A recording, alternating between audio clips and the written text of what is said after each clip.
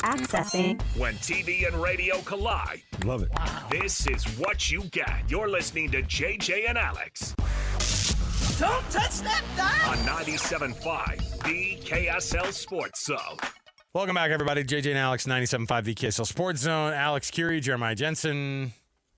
We were just sharing stories of raising kids and how easy that is in 2026. Yeah, and when and like, you know, comparing the stories of when they'll say my kids do this thing, they team up. They know, hey, I can get mom and dad to do this. If we can all team up on this front, we'll get them. And I didn't fall for it today. All right? Good for you. Not going to do it. Holding your ground. You're going to school. Stand your ground. The very basic baseline of being a child. I got my kids to go to school today. Give me a medal. And all of you parents out there know just how much of an accomplishment that is for us parents. It is. Especially after a Welcome back to holiday school. break. Welcome back to school, everybody. So we hope you're going back to work and back to school and you get back to a routine. Let's go. Let's kick things off here. We got lots going on the show. We got Utah Mammoth to talk about. I was pleasantly surprised to see this comeback win for the Mammoth last night. Nice to do it in New York. Nice to do it at Madison Square Garden. Nice to do it against a Rangers team who has, 46 points, I think, in the Eastern Conference. And it's interesting to see what this team does sometimes to be able to eke out wins. We're equally shocked on how they can eke out losses sometimes too. But last night was one of the good ones. And coming off of a bad 4-1 loss to the New Jersey Devils, it was a good sign last night. Let's jump into the cut right here, top of the hour. It's the very top of the program. Let's hit the cut right now on the show and get to Jay Stevens. Let's do it. It's time for the biggest story of the day. This is what made the cut with JJ and Alex on 97.5, the KSL Sports Zone. Trajan Wealth brings you this portion of the program at TRAJANwealth.com. For all your trusted local needs in retirement, it is TrajanWealth.com. Jay Stevens joins us on the program, host of the Utah Puck Podcast, and he, of course, gets you all the news, the Puck Report, not just that. Also, he joins the program to give us the updates on everything that has to do with the Utah Mammoth and so many things across all of the NHL. Jay, big one last night, overtime win. We've seen this team kind of get some things figured out in overtime when they were losing all their overtime matchups before. What did you see last night at Madison Square Garden that you liked?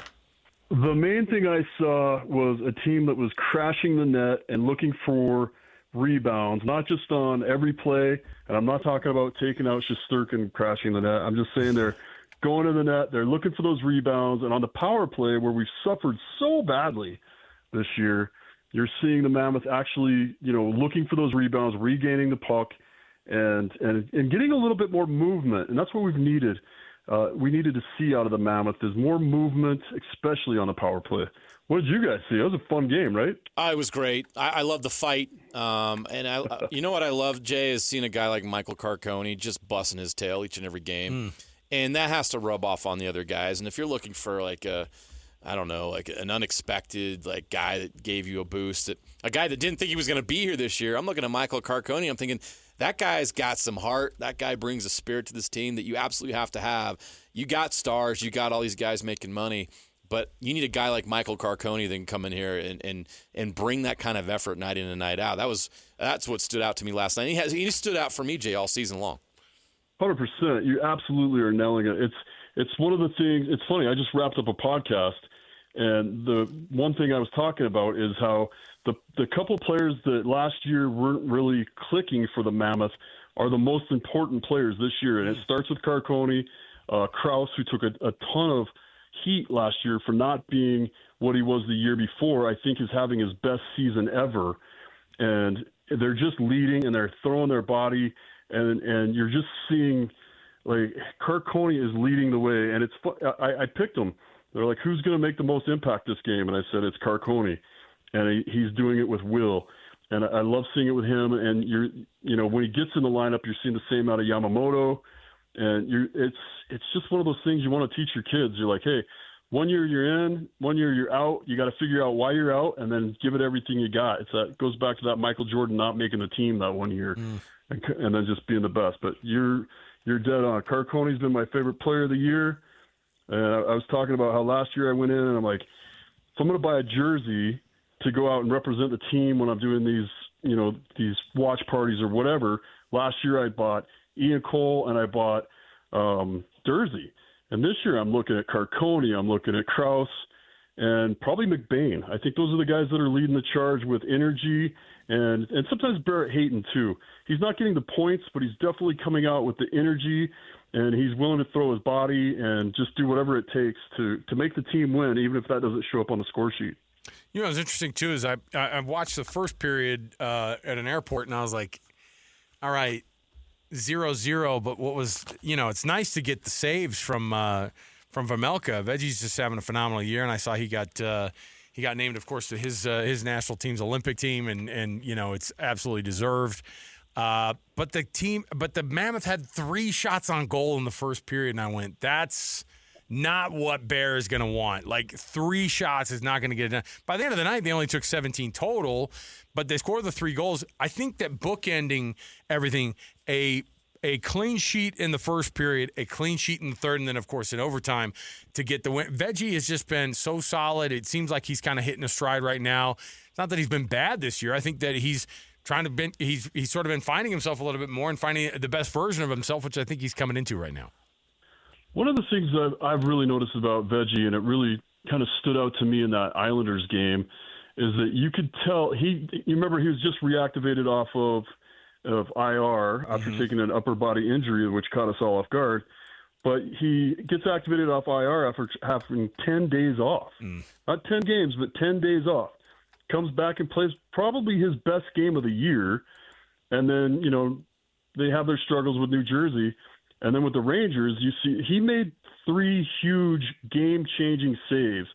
And, you talk about it's game-changing. All right, that should only happen once. But there were 3 times that he made a pad save on a breakaway, and he made a glove save during a penalty kill with a pass out from in front. I think you guys know what I'm talking about. He makes that glove save even though he wears his glove on the wrong hand.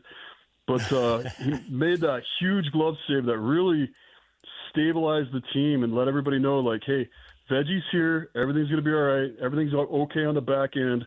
Let's go take care of things on the front end. If you look at the schedule, Jay, last night's game was pretty important. And I know you don't want to stress 1 out of 82. But coming home from New York 2-1 on that trip before a 7-game homestand felt pretty important to me. Am I overplaying that, or was that a pretty big win last night? It was a huge win. It's a huge, it's a boost for the team, and it's exactly what they needed to come home and say, yeah, we beat the Rangers, and it was a feisty game, and there was a lot of crazy things going on. The team stayed together. The goaltending was great. The overtime play was great. Like, everything's starting to click. And you got to keep in mind, we're coming into this 27 road games and 17 home games. So it's gonna flip around a little bit. I expect to see some points being put in the bank here with 7 games at home over the next 2 weeks for the first time in a long time for the Mammoth to be home at the Delta Center where they get all that energy anyway, and it's just a great place to play.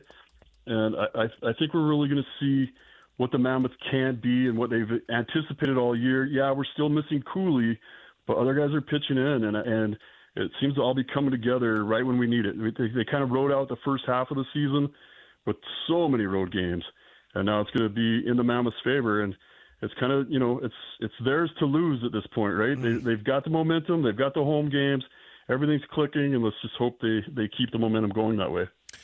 When you look at kind of the schedule ahead here, it's not just the flip of the home games that are coming their way. There's also a massive international tournament that every one of these guys looks forward to with the Olympics coming up.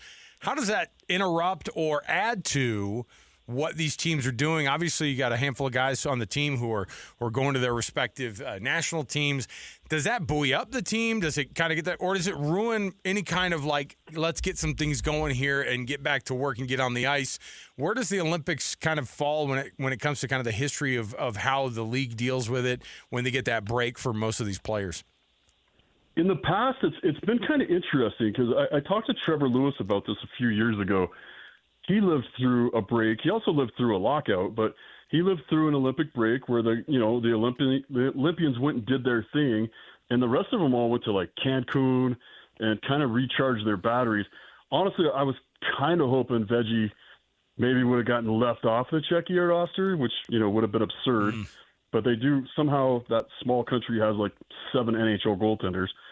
But it would have been nice to see them be able to recharge their batteries. And by the way, Peterka hasn't been named yet, but you got Mata, Keller, and Vejmelka, or Veggie. I expect to see Peterka get named to Germany, and so you're going to see those guys go out, and they don't come back drained. They come back playing one of the most historic things you can do as an athlete, and that kind of recharges your battery too. So you get both of that for the individual athlete. Yeah, it takes away from some of the team building, but from what I've seen in the past and kind of what Trevor Lewis has told me. I talked to a couple other guys that had played in the Olympics before, and they kind of just they came back and got right back into it, almost like, playing on 2 men's league teams. One plays this way and the other one plays this way, but you know which one you're on at which time. And, I wanted to see more time off for Veggie, but I think he's going to go out. I think he's going to play unreal, and I think he's going to come back with that energy, knowing that he represented his country, and that's a huge achievement personally for him. And I think that kind of will, maybe he didn't rest, but I still think that could recharge his battery.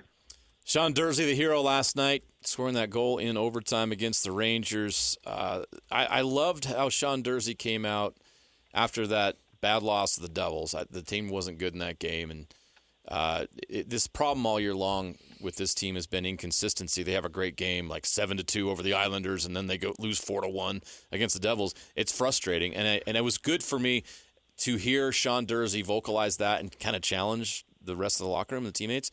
What did you think about Sean Durzi stepping up and being a leader the other day, calling that out, and then stepping up and actually backing it up on the ice? Durzi's absolutely one of the best people to ever interview.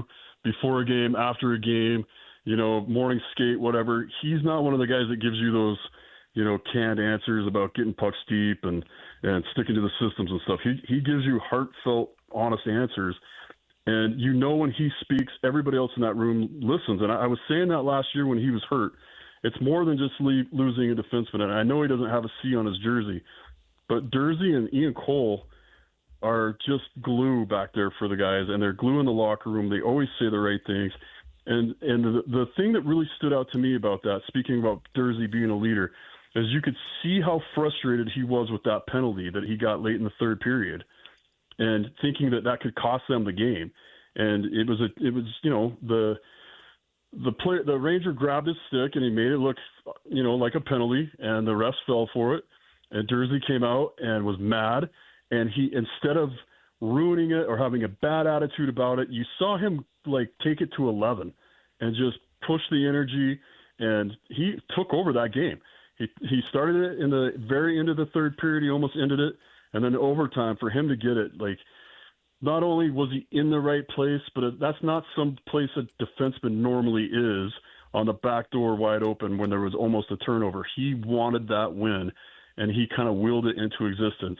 And I think out of all the stuff you're going to take into these next games, it's going to be Durzi willing that win into existence and believing in the team and believing in himself.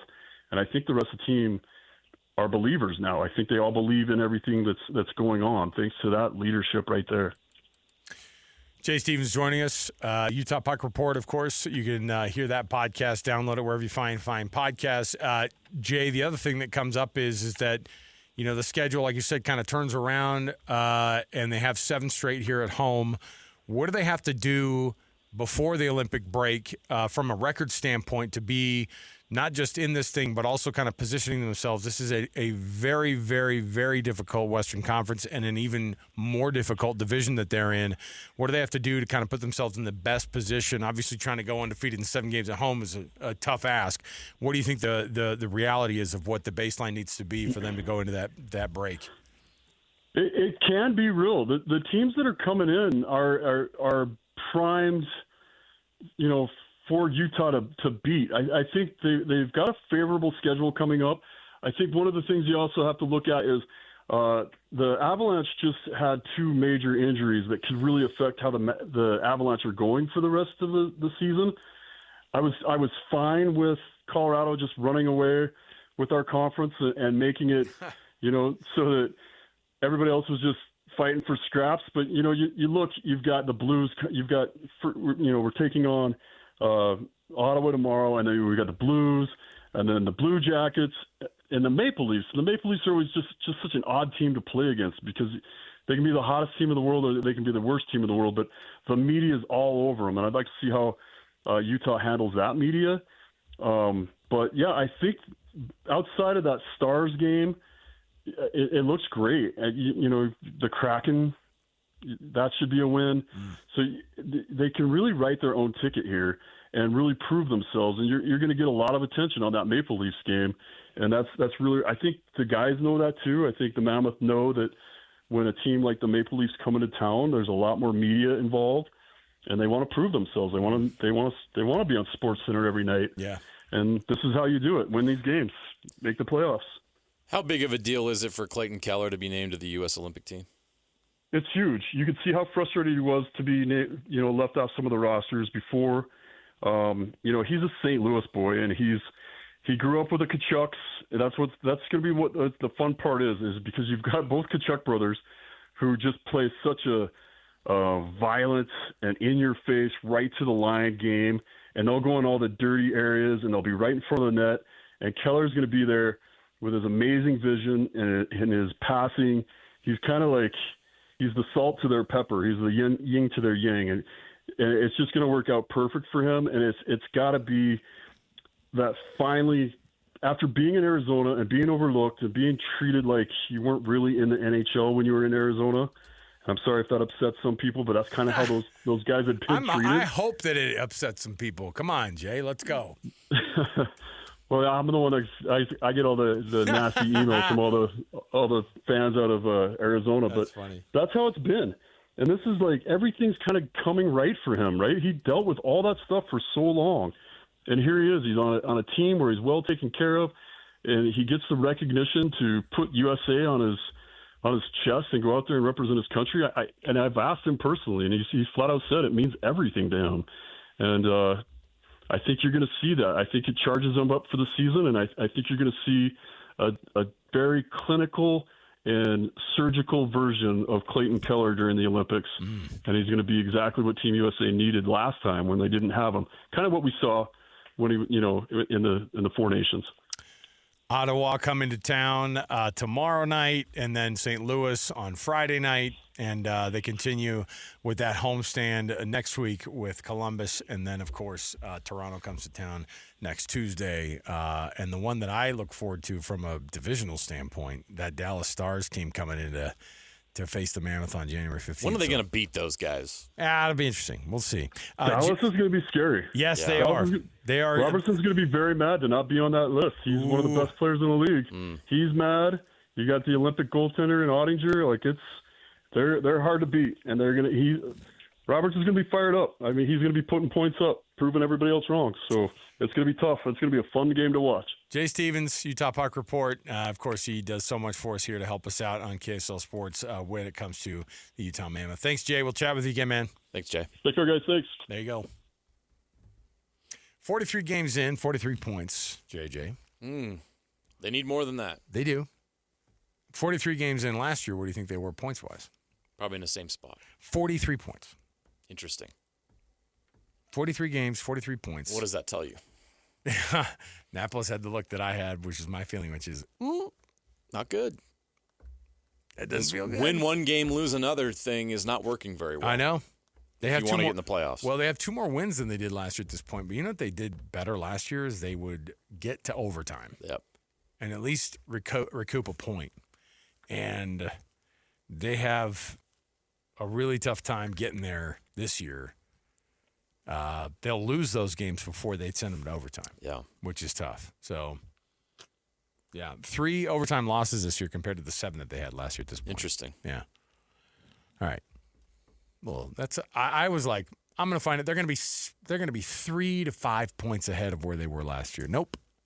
Exact same spot. 43 points, 43 games last year. But I don't remember a road-heavy schedule like this last year. No, and you're right. It's all been jammed in because of the Olympic break. Yes. So I think the schedule may actually be more kind to them at this point moving forward than it was last year, which could help put them over the top. What's crazy is they actually went into a similar 7-game homestand about around this date, and they went 3-4 at home over that stretch. And that was again, that's what I'm talking about. Win one, lose one. Win one, lose one. You got to go 5-2. That's the kind of like turn things around, make you feel like you're in a lot better spot.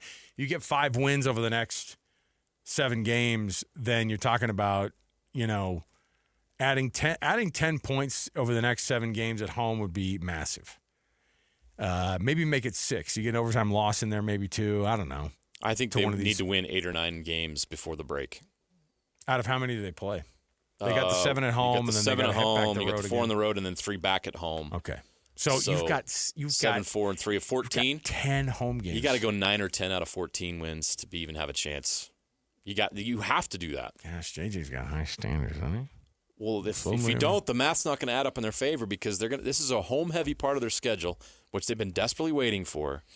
And you need to be in position before you go into the break because what happens after the break? Who's coming back? Logan Cooley. Let's go. So get yourself in position now. Take advantage of the home game and the home slates now and be in position to make a run after they get back in March.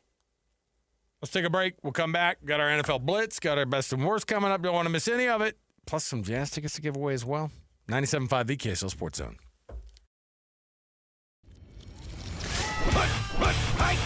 All the latest news and notes from the league and the locals in the NFL. JJ and Alex bring you the NFL Blitz on 97.5 the KSL Sports Zone.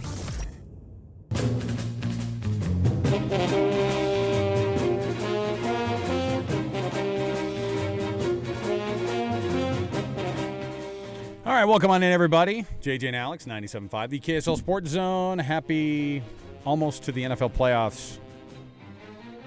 JJ, this is my favorite. I mean, honestly, I love college football. I've told you this before. I'm a college football guy. And I'm an NFL guy. And Wild Card Weekend is the freaking best, man. It is. And Divisional Weekend is the freaking second best, Yeah.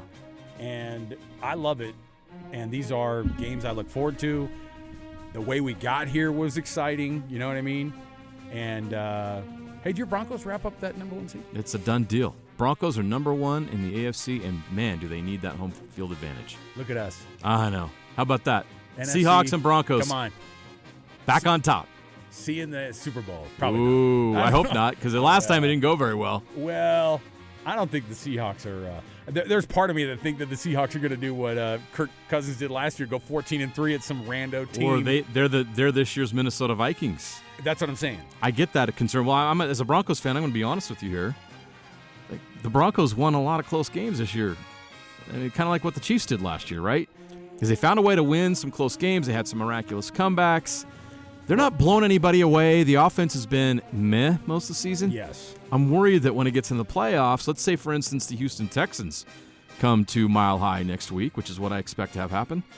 I'm really scared of that Texans team that's won 9 straight, and if they win to this weekend, they'll have 10 straight wins going to Mile High next week. I've never felt good about the bye week for any of these teams. Like, honestly, and I think the Seahawks did. I think that's the year that they did win the Super Bowl. I think they were the number 1 seed then, but they were. I mean, it was extremely good. Like they were riding high, man. They were the best team by far in the NFL.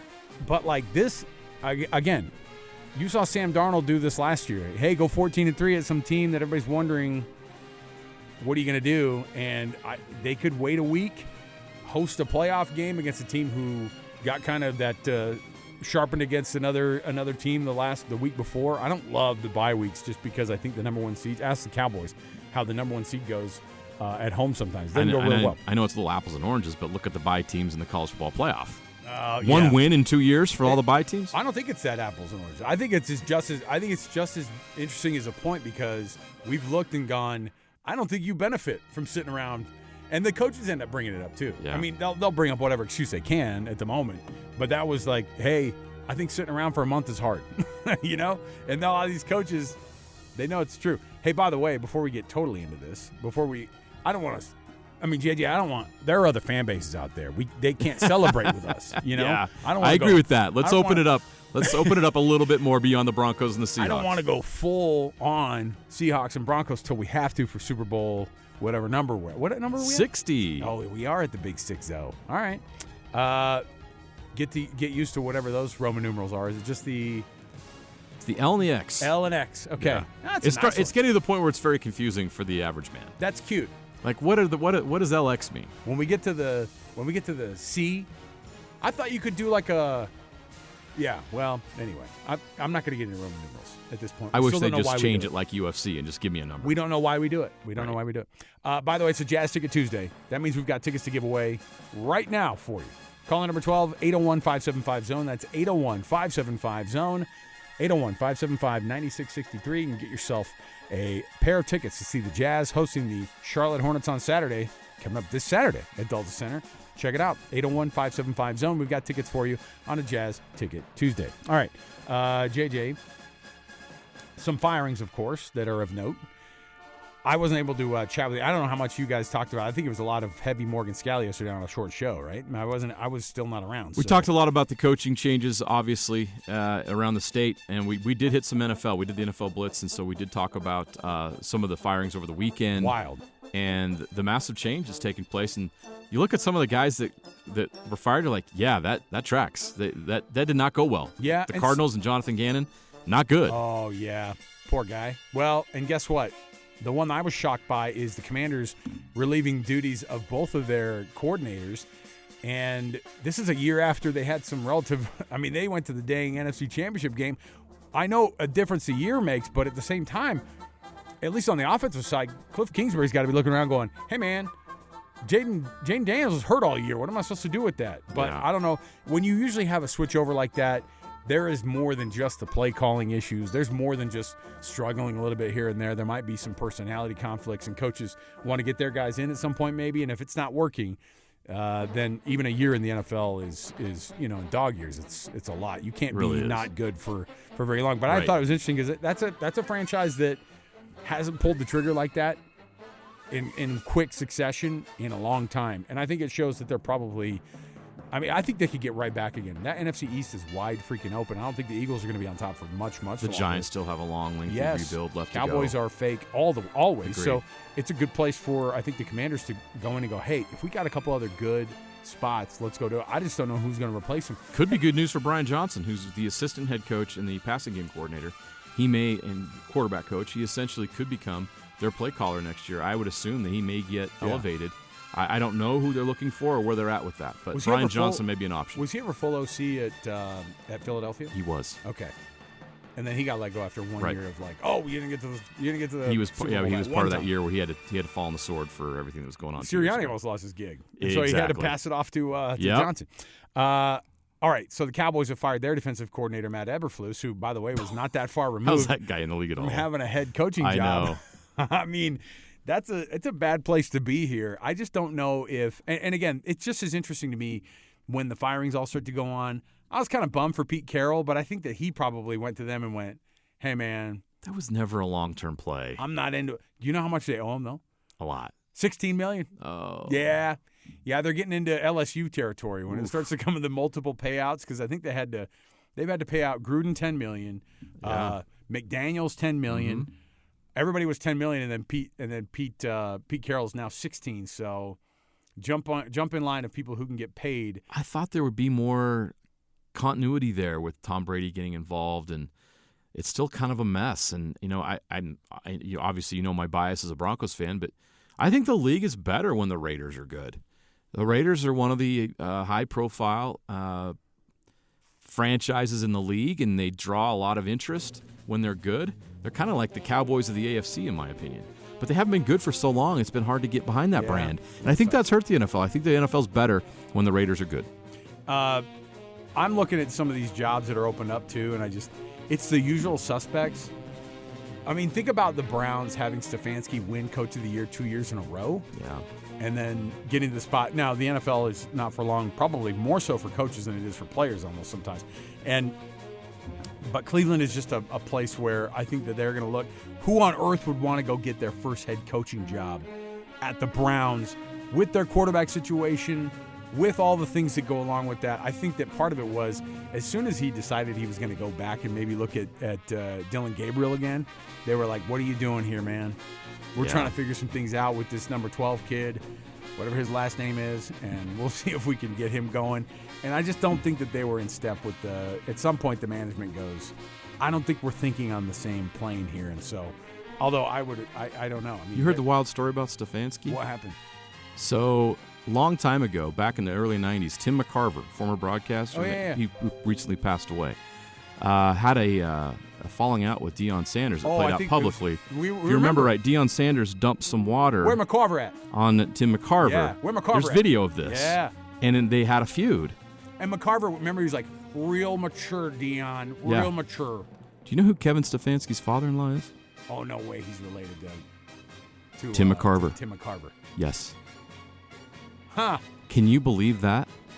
Prime doesn't seem like Shedeur the kind Sanders was drafted by the team who's coached by the son-in-law of Tim McCarver, and it's been very well known that Tim McCarver and Deion Sanders had a public feud. Go figure. No way that there wasn't a Thanksgiving or two that they discussed how much Grandpa hates Prime, or his, what did you say, it was his father-in-law? Yeah, I believe so. Okay. Or was his grandpa? Somebody maybe had told me it was his grandpa. That's even worse.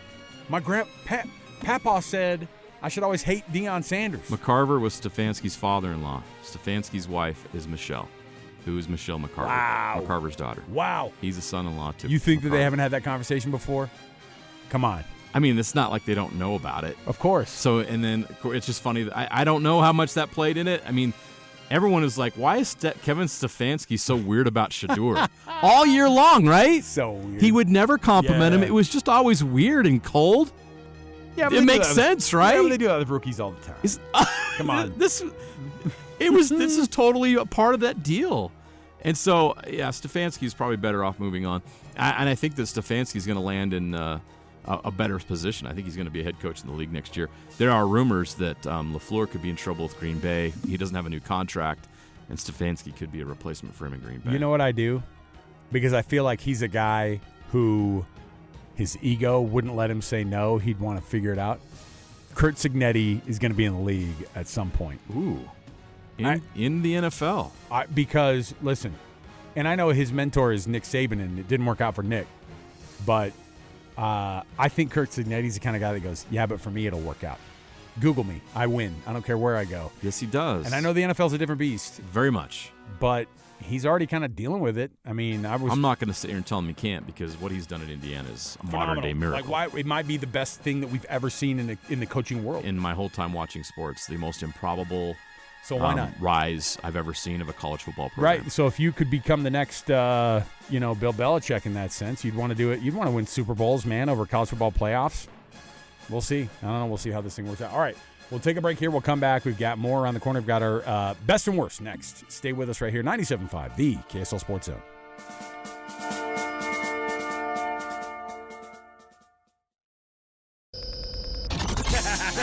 Wrapping up the hour with our picks for the best and worst moments on today's show. As JJ and Alex want to hear your best and worst of the day.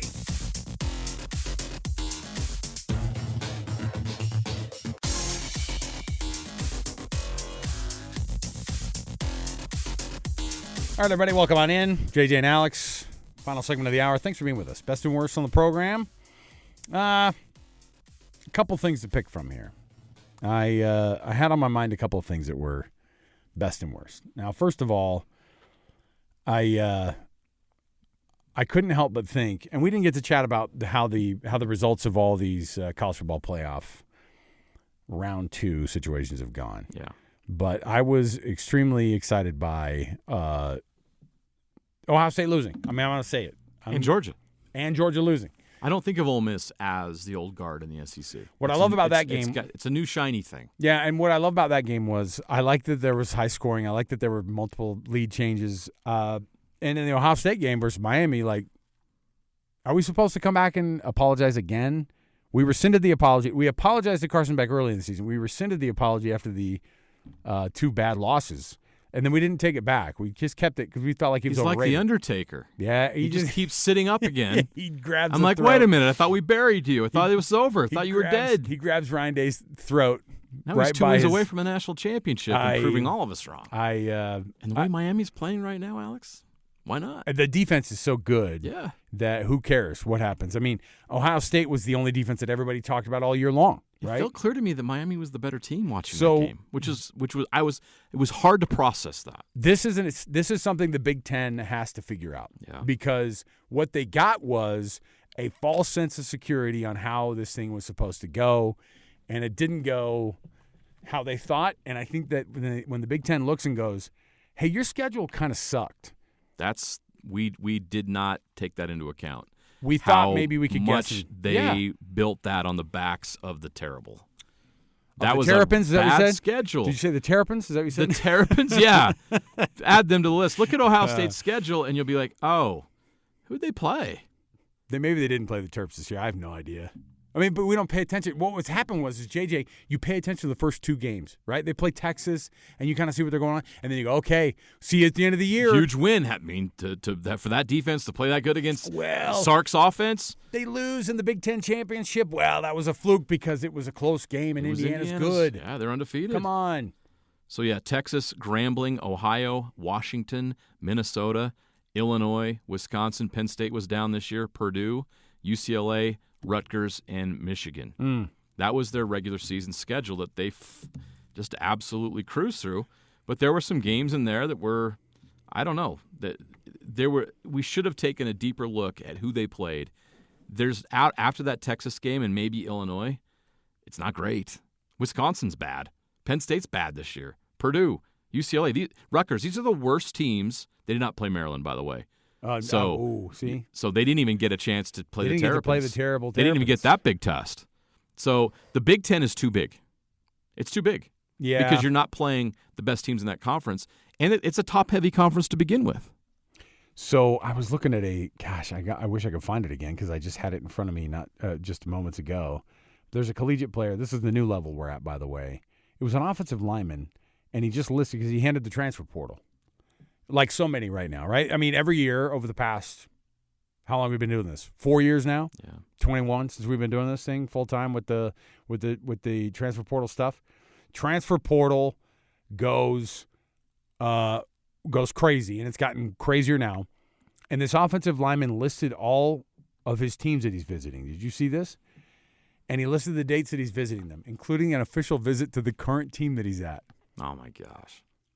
What are we doing? We're asking for money. That's where I'm saying is like that's It's a contract the negotiation. official visit is him sitting down with his agent, with the GM of a team. By the way, those things did not exist in college football 3 or 4 years ago. Even 2 years ago, we didn't have GMs really as much as we have now.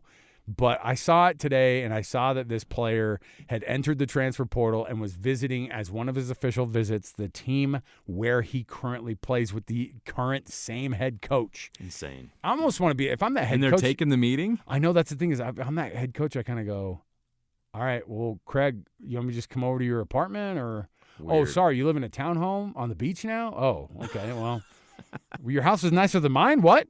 Oh, you want us to fly out to your parents' cabin now? Yeah. And then Hollywood's official. It became official today in non-sports news is one of the worst. Actually, maybe this is the best. Nicole Kidman back on the market officially. Oh. Her and Keith Urban's divorce went through officially. Nicole Kidman back to being single, everybody. So Can't go out wait there. to read all the stories about her singleness. Aren't they both Australian? It should have worked out. I know. It was a match made in Come heaven. on. All right. Let's take a break here. We'll come back. Now that we've gotten to Nicole Kidman news, I think that Now means we all of get you to- listening that are single can jump on Tinder and see if you can meet Miss Kidman. Or if you're into Keith Urban, come on.